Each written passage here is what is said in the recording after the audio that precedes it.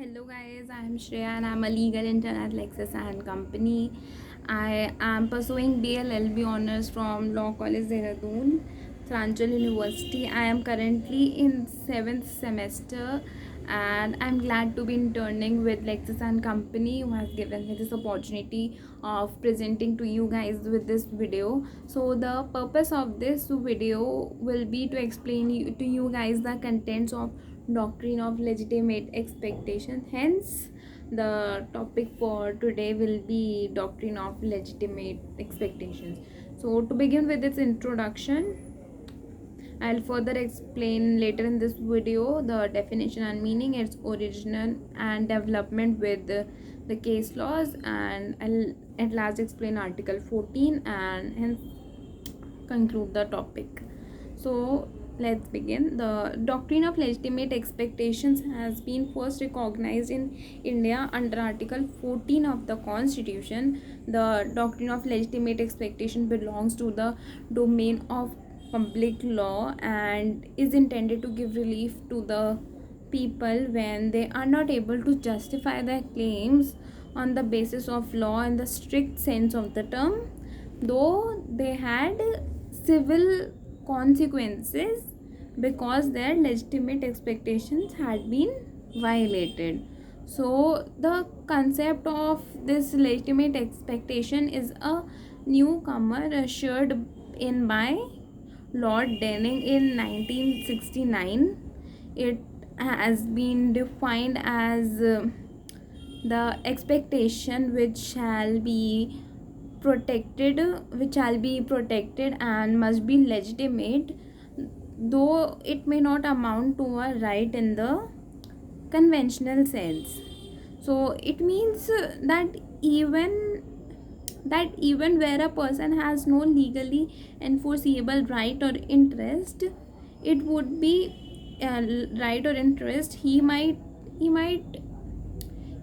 yet have some legitimate expectations, some legal expectations, some correct expectations of which it would not be fair to deprive him without having him being heard, and he would be given proper opportunity of hearing in the front of court.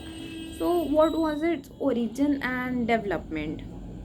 The concept of legitimate expectation stepped into the english law English law stage in 1970s in the Schmidt case, SHMIDT, Schmidt case, wherein Lord Denning observed that his words are quoted as the speeches in Ridge versus Baldwin show that an administrative body may in proper case are bound to give a person who is affected by their decision an opportunity of making representatives.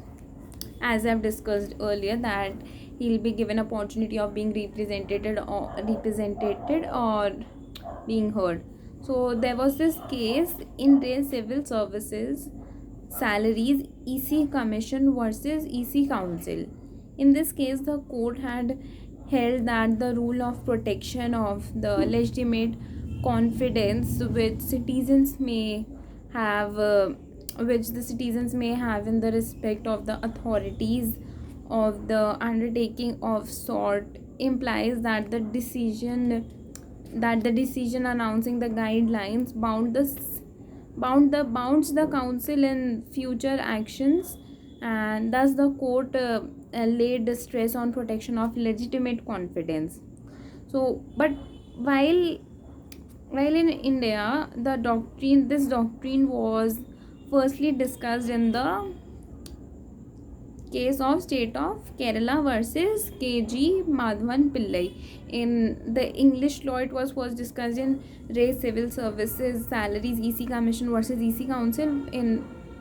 But in India, it was first discussed in state of Kerala versus KG Madhavan Pillai.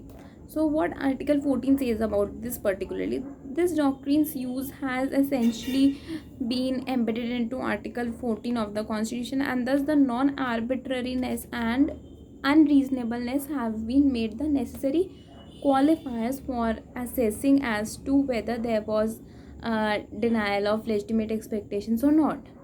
So hence we come to the conclusion of this topic. So we can say that this doctrine has undoubtedly gained significance in the Indian courts, giving locus standi to a person who may or may not have a direct legal right.